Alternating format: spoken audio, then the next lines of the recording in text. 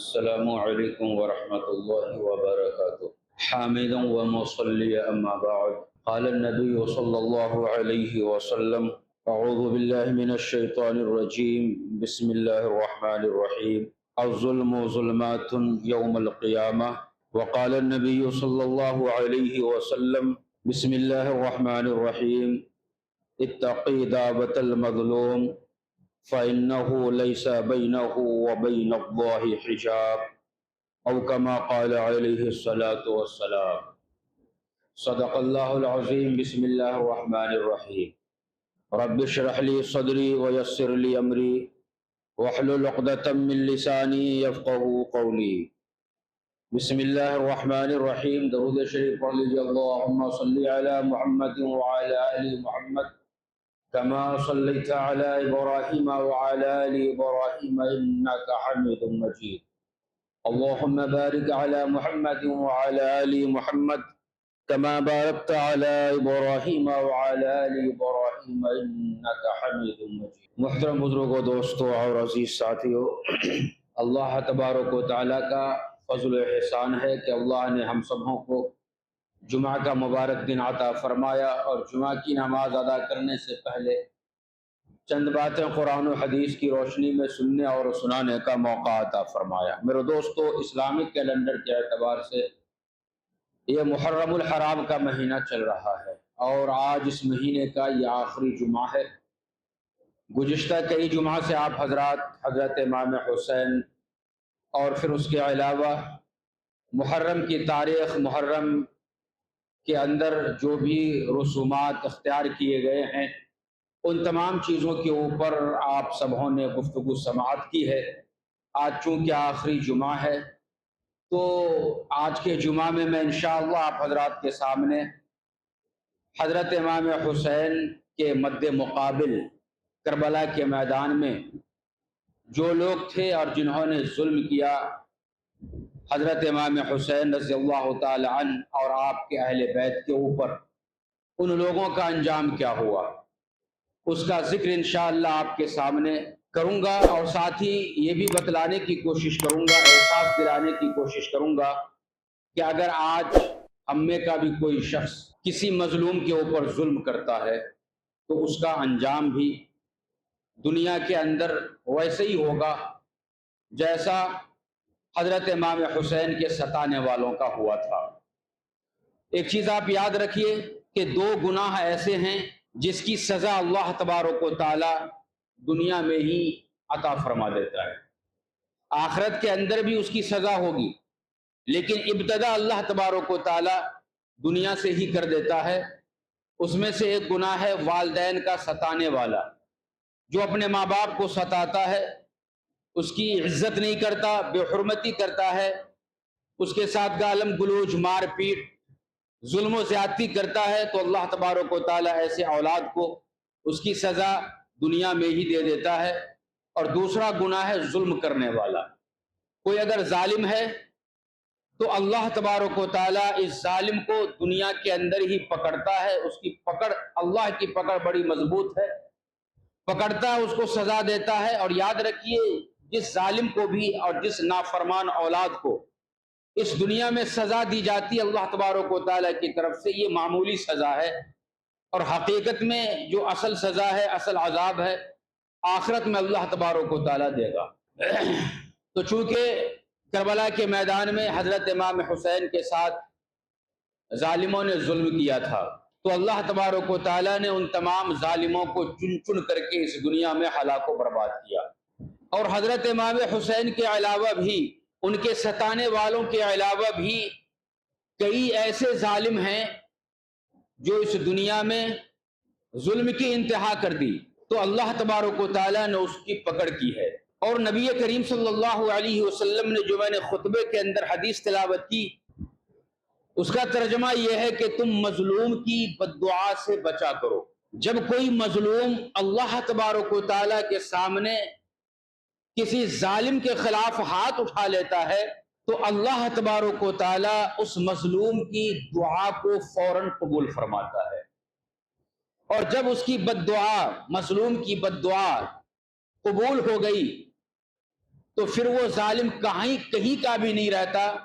دنیا کے اندر ہلاک و برباد ہوتا ہے، پریشان ہوتا ہے، اور پریشانی کے عالم میں یہاں وہاں مارا پھر رہا ہوتا ہے۔ اللہ تعالی ہم سبوں کی حفاظت فرمائے۔ تو دیکھیے، سب سے پہلا ظلم اس دنیا کے اندر جو ہوا وہ قابیل نے کیا۔ حضرت آدم علیہ السلام کی اولاد، ان کے جو لڑکے تھے اس وقت میں، ایک کا نام قابیل تھا اور دوسرے کا نام حابیل تھا۔ دونوں کے درمیان لڑائی ہوئی۔ اب لڑائی کس وجہ سے ہوئی وہ ہمارا موضوع نہیں ہے۔ دو بھائیوں کے درمیان جب لڑائی ہوئی تو قابیل نے جان لیوا حملہ حابیل کے اوپر کیا، تو حابیل نے اس وقت میں یہ کہا کہ تم مجھے قتل بھی کر ڈالو گے پھر بھی میں تمہاری مخالفت نہیں کروں گا، یہ حابیل نے کہا۔ پھر قابیل حابیل کے اوپر حملہ کرتا ہے اور اسے قتل کر دیتا ہے۔ تو سب سے پہلے ظلم اور قتل کی ابتدا قابیل نے کی تھی۔ اس واسطے یہ کہا گیا کہ اب قیامت تک جتنے بھی قتل ہوں گے، قتل کرنے والے کو بھی اس کا گناہ ہوگا اور ان کے گناہ کا ایک حصہ قابیل کے نام اعمال کے اندر بھی لکھ دیا جائے گا، چونکہ اس نے قتل کی ابتدا کی تھی۔ تو یہاں پہ ہمیں یہ بات بھی معلوم ہو رہا ہے کہ اگر کوئی شخص برا کام کرتا ہے، برے کام کی ابتدا کرتا ہے، اور اس برے کام کے اوپر اس کی پیروی میں دوسرے لوگ بھی چل رہے ہیں، تو اب اس کی برائی جس نے ابتدا کی تھی اس برے کام کا، اس کے نام اعمال کے اندر بھی لکھا جائے گا۔ تو ہم نوجوانوں کو چاہیے کہ آج ہم سوچیں، ہمارے فیس بک کے اوپر، واٹس ایپ کے اوپر، یا دوسرے کسی بھی سوشل میڈیا کی گروپ کے اندر کوئی بھی ایسا ویڈیو ہمارے پاس آئے جو اسلامی شریعت کے مکمل طور پہ خلاف ہے، جس ویڈیو کو دیکھنے سے اسلام نے منع فرمایا ہے، وہ ویڈیو اگر ہمارے پاس آتا ہے تو ہمیں چاہیے کہ ہم فوراً اسے اسی وقت ڈیلیٹ کر دیں۔ لیکن اگر ہم نے اسے ڈیلیٹ نہ کیا بلکہ اس ویڈیو کو جس میں گناہ کی دعوت دی جا رہی ہے، اسلام کے خلاف بات کہی جا رہی ہے، قرآن کریم کے خلاف بات کہی جا رہی ہے، اس ویڈیو کو اگر ہم نے کسی اور کو بھیجا تو اب جو لوگ دیکھے گا اسے بھی گناہ ہوگا، اور اس کے گناہ کا ایک حصہ اس شخص کو بھی ہوگا جس نے اس ویڈیو کو بنایا ہے اور جو لوگ اس ویڈیو کو آگے بھیج رہے ہیں۔ ان باتوں کا ہم مسلمانوں کو، ہم نوجوانوں کو خیال رکھنا چاہیے کہ جو ہی کوئی ویڈیو آیا تو مزے لے کر کے دیکھے، پھر دوستوں کے پاس بھیجے، پھر گروپ کے اندر ڈالا گیا، گروپ میں ہزاروں کی تعداد میں مسلمان ہیں، لوگ ہیں، سارے اس ویڈیو کو دیکھ رہے ہیں اور گناہ کے اندر مبتلا ہو رہے ہیں۔ اور جس نے یہ ویڈیو بنایا اور جو بھیجنے میں مدد کر رہا ہے، وہ مر جانے کے بعد بھی قیامت تک جو شخص اس ویڈیو کو دیکھے گا، دیکھنے والے کو بھی گناہ ہوگا، اور جس نے اس ویڈیو کو بنایا تھا، اس ویڈیو کو بنایا تھا اور جو بھیجنے میں مدد کر رہا تھا، مر جانے کے بعد بھی قیامت تک اس کے نام اعمال کے اندر گناہ لکھا جائے گا اور فرشتے لکھتے رہیں گے۔ چونکہ نبی کریم صلی اللہ علیہ وسلم نے جب قابیل نے حابیل کا قتل کیا تو آپ نے یہی اصول بتلایا کہ اب جب بھی دنیا کے اندر قتل کیا جائے گا تو جس نے قتل کیا ہے اس کا گناہ قتل کرنے والے کو بھی ملے گا، اور قتل کی ابتدا جہاں سے ہوئی تھی یعنی قابیل نے کیا تھا تو اس کا ایک حصہ گناہ کا قابیل کو بھی ملے گا۔ آپ اس چیز کو ہر ایک گناہ کے اوپر تصور کر لیجئے اور اپنے گریبان میں جھانک کر کے دیکھیے کہ کہیں ہم اس گناہ کے حصہ تو نہیں بن رہے، کہیں ہم اور آپ اس گناہ کا حصہ تو نہیں بن رہے ہیں۔ اگر بن رہے ہیں تو توبہ کیجئے اور آئندہ نہ کرنے کا اس طریقہ پر ایسا گناہ ارادہ کیجئے۔ اللہ حفاظت فرمائے۔ اور اسی کے اوپر اگر آپ نے کوئی نیک کام کیا ہے، نیک کام کی ابتدا آپ سے ہوئی ہے تو آپ کو ثواب ملے گا، آپ کو دیکھ کر کے وہ نیک کام جتنے بھی لوگ قیامت تک کرتے رہیں گے کرنے والے کو بھی ملے گا، اور جس کی وجہ سے کیا گیا یہ نیک کام اس کے نام اعمال کے اندر بھی اس کے ثواب کا حصہ اللہ تبارک و تعالی فرشتوں کے ذریعے سے لکھا جائے گا۔ اللہ تبارک و تعالی فرشتوں کے ذریعے سے لکھواتے رہیں گے۔ اس لیے ہمیں چاہیے کہ جب بھی ہم کام کریں تو نیک کام کریں اور برے کام سے اپنے آپ کو بچائے رکھیں۔ تو سب سے پہلا قاتل قابل، جس نے قتل کی ابتدا کی اور ظلم کی ابتدا کی،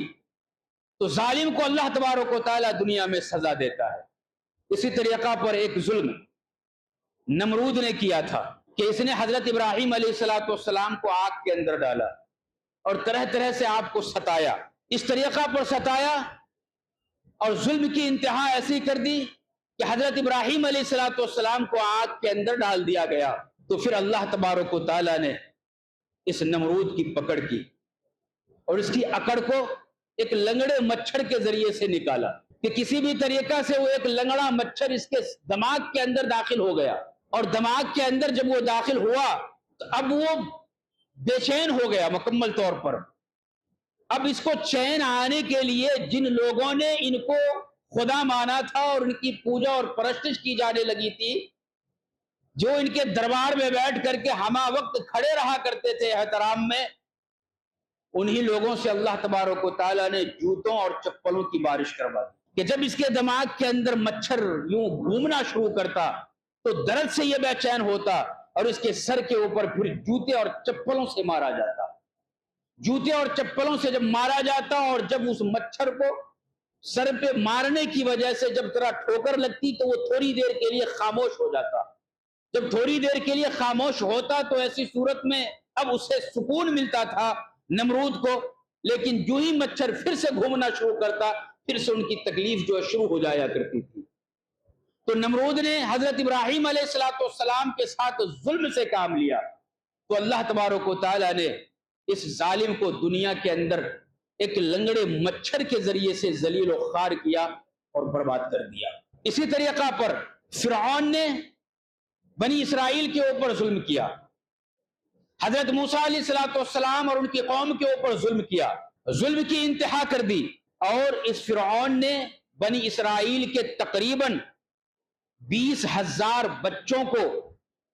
قتل کروایا۔ 20,000 بچوں کو کا قاتل تھا۔ جب اس نے قتل کروایا ہے تو پھر اللہ تبارک و تعالیٰ نے ایسے ظالم کو پانی کے اندر غرق کیا اور سمندر سے اچھالا، باہر پھینکا، اور ابھی اس کی نعش مصر کے عجائب خانے کے اندر اللہ تبارک و تعالیٰ نے قیامت تک آنے والے انسانوں کے لیے عبرت کے لیے رکھا ہوا ہے کہ جو خدائی دعویٰ کرنے والا تھا، دنیا کی ہر طرح کی دولت جن کے پاس تھی، اور جب ظلم کی انتہا چھوٹے چھوٹے بچوں کے ساتھ اس نے کر دی، تو پھر اللہ تبارک و تعالیٰ نے اس ظالم کو اس طریقہ پر ہلاک و برباد کیا کہ سمندروں میں غوطہ کھلایا، سمندروں میں اسے ڈبایا، اور ڈبانے کے بعد عجائب خانے کے اندر اس کے لاش کو محفوظ کر دیا کہ قیامت تک آنے والا انسان اس کے ظلم کو سمجھے، ان کے ظلم کو پڑھے، اور یہ سوچے کہ اگر ہم میں کا کوئی اگر شخص ظلم کرنے والا ہے، ظالم ہے، تو اس کو بھی اللہ تبارک و تعالیٰ اسی طریقہ پر دنیا میں سزا دے گا اور ہلاک و برباد کرے گا۔ اور میرے دوستو، انہی ظالموں میں سے 2 ظالم کا ذکر کیا جاتا ہے جنہوں نے حضرت عثمان ابن عفان رضی اللہ تعالی عنہ کو شہید کیا تھا۔ ابھی 2-3 جمعہ پہلے میں نے آپ کے سامنے حضرت عثمان ابن عفان رضی اللہ تعالی عنہ کی پوری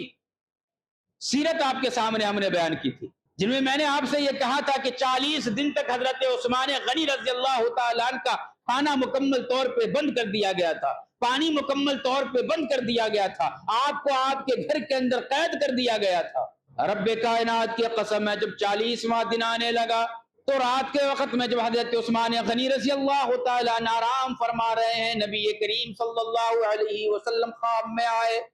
اور آ کر کے یہ کہنے لگے کہ اے عثمان غنی، کل مغرب کے وقت میں افطار کے دستر پہ ہم اور آپ اکٹھے بیٹھ کر کے روزہ افطار کریں گے۔ آپ فوراً نیند سے بیدار ہوئے، غسل کیا ہے، نئے کپڑا آپ نے زیب تن کیا، نمازیں وغیرہ پڑھ لینے کے بعد آپ قرآن کریم کی تلاوت کرنے کے لیے بیٹھ جاتے ہیں۔ قرآن کریم کی تلاوت کرنے کے لیے جب آپ بیٹھتے ہیں تو 2 شخص دیوار پھاند کر کے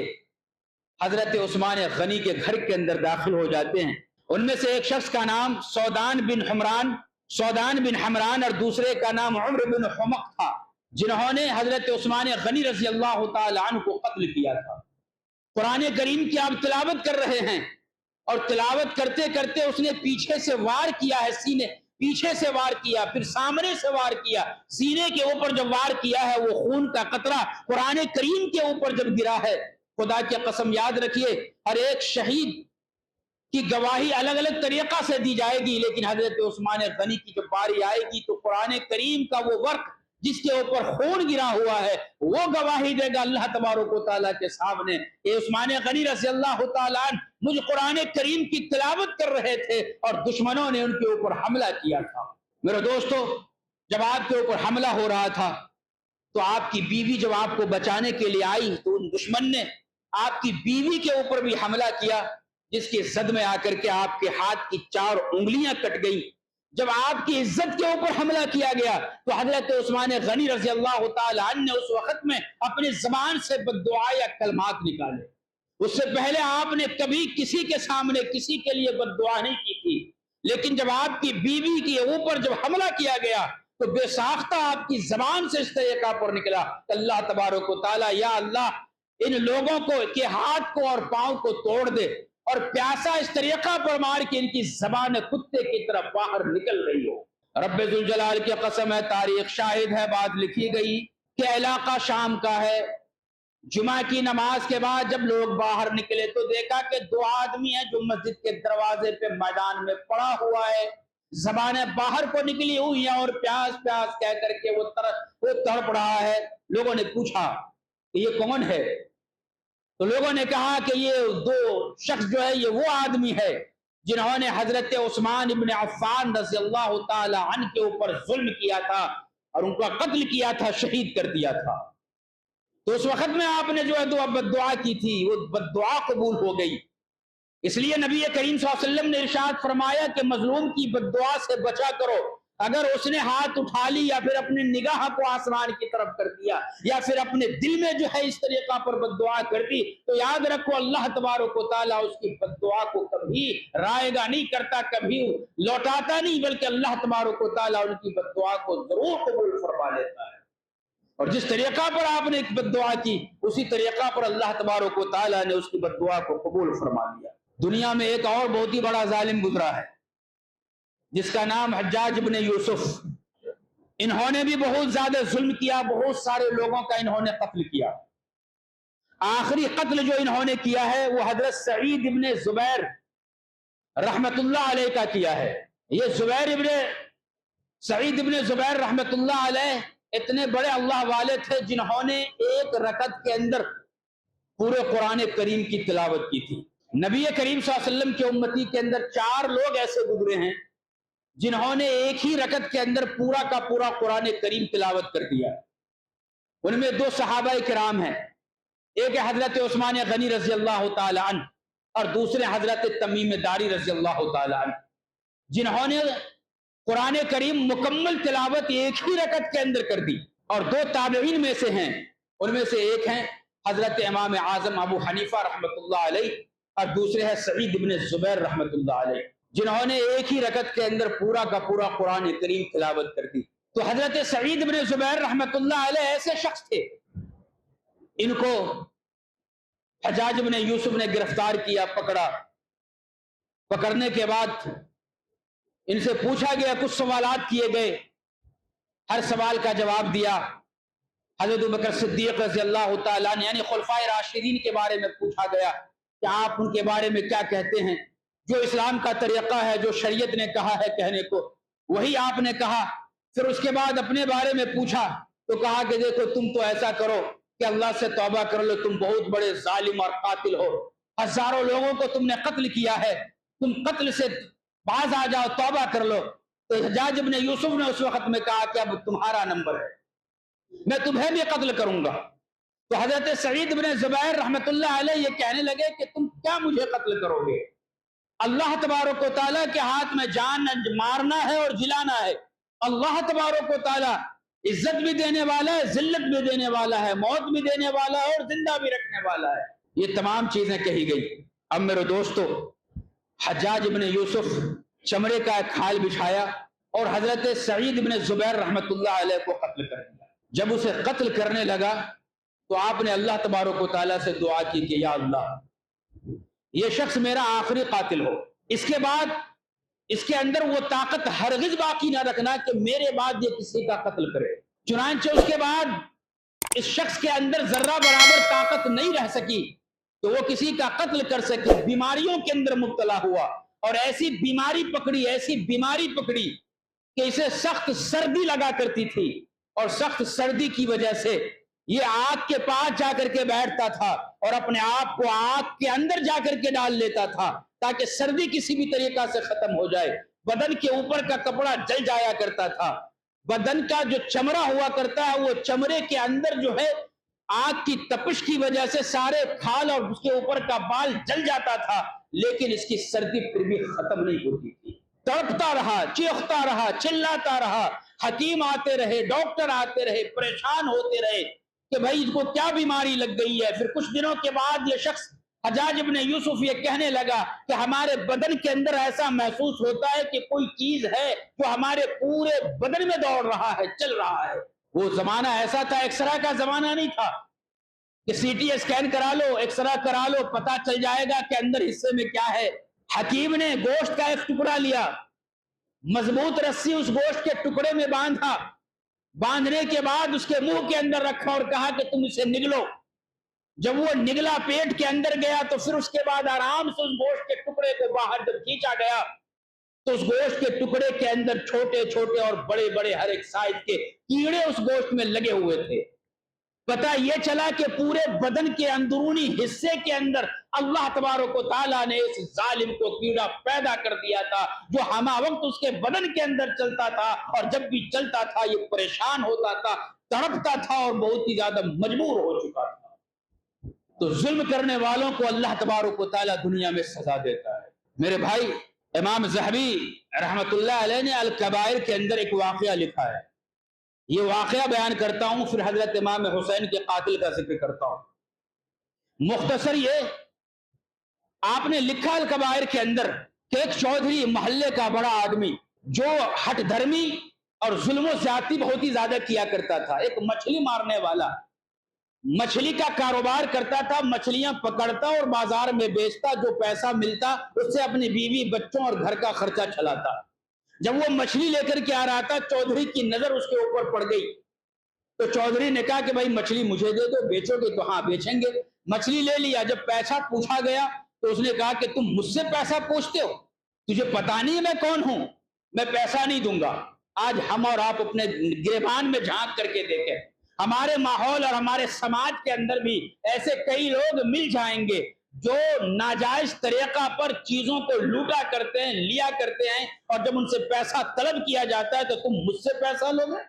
تجھے معلوم نہیں ہے میں کون ہوں، میرے سے پیسہ پوچھ رہے ہو تم۔ آج بھی اس طریقہ پر ایسا ظلم کرنے والے کئی لوگ ہمارے سماج کے اندر موجود ہیں۔ اس شخص نے پیسہ دینے سے انکار کر دیا، بیچارہ روتا رہا، چیختا رہا، چلاتا رہا، لیکن ایک نہ سنا، واپس چلا گیا۔ جب یہ شخص چودھری مچھلی لے کر کے اپنے گھر پہنچا اور مچھلی کو جب اپنے تھیلے سے نکالنے لگا تو مچھلی کا ایک کانٹا اس کے انگوٹھے، ہاتھ کے انگوٹھے کے اندر چبھا۔ اب وہ چبھا تو بھائی مچھلی کا کانٹا ہی ہے، نظر انداز کر دیا۔ ایک دو دن کے بعد اس کے اندر سے خون رسنے لگا، پھر وہ خون پیپ کے اندر تبدیل ہو گیا، پھر وہ اس کے اندر درد پیدا ہوا، حکیموں کے پاس گیا، علاج کیا، دوا دیا، فائدہ نہیں ہوا، وہ زخم بڑھتا رہا، پھر حکیم کے پاس گیا، حکیم نے کہا کہ بھائی دیکھو تمہاری یہ بیماری اس طریقہ پر بڑھ رہی ہے، اس کا علاج فی الوقت ہمارے پاس نہیں ہے، اگر تم اس بیماری کے بڑھنے سے بچنا چاہتے ہو تو تمہیں چاہیے کہ تم اپنے ہاتھ کے انگوٹھا کو کاٹ دو۔ اور اس وقت میں آج کا ماحول نہیں ہے کہ اگر آپریشن کیا گیا کسی حصے کو کاٹنا ہے تو مریض کو بے ہوش کر دو، کاٹ دو، پتہ ہی نہیں چلے گا، نہیں، اسے زندہ ہی رکھنا ہے، ہوش میں ہی رکھنا ہے، اور نظروں کے سامنے اس کے اعضاء کو کاٹا جانا ہے۔ کس طریقہ پر وہ تڑپ رہا ہوگا، مظلوم کی بد دعا لگی تھی، انگوٹھا کاٹ دیا گیا لیکن زخم چھٹا نہیں، وہ زخم آگے بڑھا، آگے بڑھتا رہا، درد بڑھتا رہا۔ ڈاکٹر اور حکیم نے کہا کہ اگر تم بچنا چاہتے ہو تو تمہیں کلائی کاٹنی پڑے گی، چنانچہ کلائی کاٹ دی گئی۔ پھر اس کے بعد وہ اور بڑھتا رہا، کہنیوں تک وہ زخم چلا گیا، کہا کہنی تک کاٹ لو، اس نے کہنی بھی کاٹ دیا، پھر آگے بڑھا اور بڑھنے کے ساتھ یہاں سے شولڈر کے پاس سے اس کے ہاتھ کو کاٹ دیا گیا، لیکن ابھی بھی وہ درد میں تڑپ رہا تھا، درد کی وجہ سے۔ جب یہ ہاتھ کٹوا کر کے آ رہا ہے، بے ہوش نہیں کیا گیا، یاد رکھیے گا اپنے ذہن میں، جب وہ آ رہا ہے، رو رہا ہے، خون کا فوارہ نکل رہا ہے، راستے میں کسی ایک بزرگ سے ملاقات ہو گئی، کہا کہ بھئی کیا بات ہے، ہاتھ تم نے کٹوا دیے ہو، کہا کہ ایسا ایسا زخم ہو گیا تھا، حکیم نے کہا ہاتھ کٹوا دینے کے لیے میں نے کٹوا دیا۔ وہ شخص روتا روتا یہ کہتا ہے اور التجا کرتا ہے کہ آپ ہمارے لیے کچھ کرو، دعا کر دو۔ تو بزرگوں نے پوچھا کہ بھائی یہ بتلاؤ کہانی، واقعہ کیا ہے؟ تو کہا کہ مچھلی کا کانٹا چبھا تھا۔ کہا کہ مچھلی کا کانٹا جو چبھا وہ مچھلی تم نے کہاں سے لی تھی؟ کہا کہ ایک شخص سے ہم نے لی تھی۔ تو اس بزرگ نے کہا کہ اس مچھلی جس سے تم نے لی تھی اس کا پیسہ اس کو ادا کیا تھا یا نہیں کیا تھا؟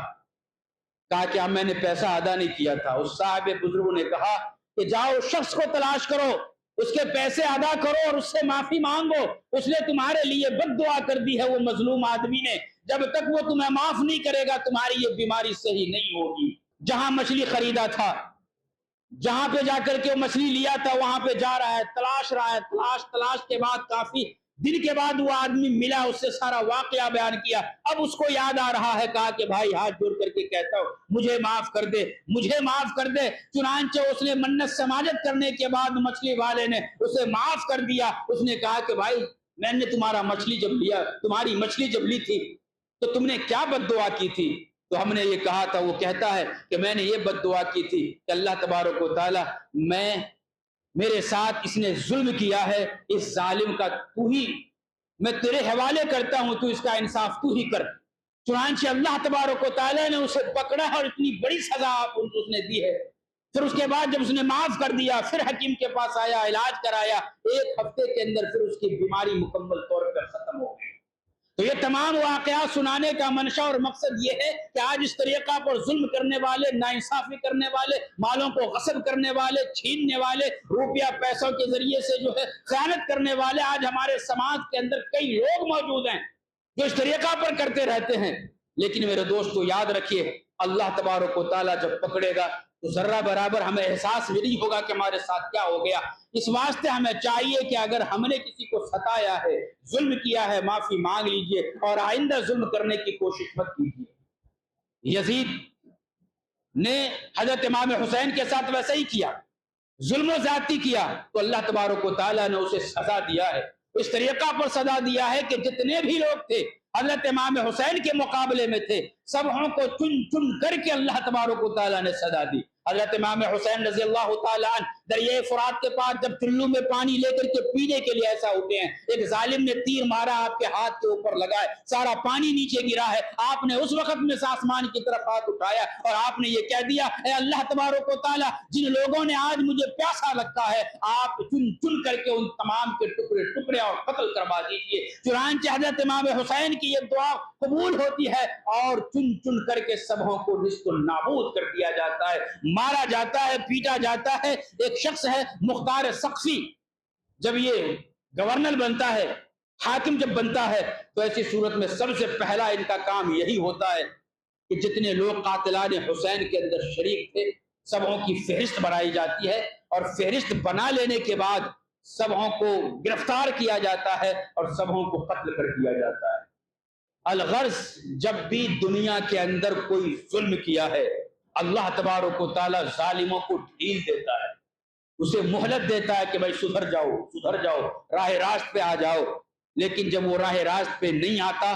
جب اللہ تبارک و تعالیٰ ڈھیل دیتا ہے تو سوچتا ہے کہ میرا کیا کون بگاڑ لے گا، لیکن جب اللہ کی پکڑ آتی ہے تو حکومتیں بھی گرتی ہیں، چاہے جتنا ہی ظلم کرنے والے کوئی بھی ہو، انفرادی طور پہ ہو یا پھر اجتماعی طور پہ ہو۔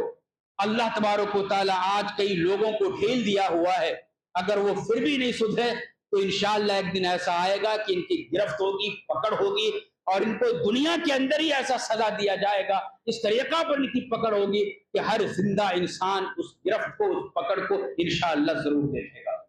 تو اللہ تبارک و تعالیٰ سے ہماری یہ دعا ہے کہ اللہ تبارک و تعالیٰ ہم سبوں کو ظالموں کی بددعا سے بچائے اور ظلم کرنے سے ہم سبوں کو جو ہے روکے رکھے۔ اللہ تبارک و تعالی ہم سبوں کو کہنے اور سننے سے زیادہ عمل کرنے کی توفیق عطا فرمائے، آمین۔ وآخر دعوانا الحمدللہ رب العالمین۔ جو حضرات سنت نمبر پڑھ لیجیے، اپنی اپنی جگہوں پہ کھڑے ہو کر کے صفوں کو درست فرما لیجیے۔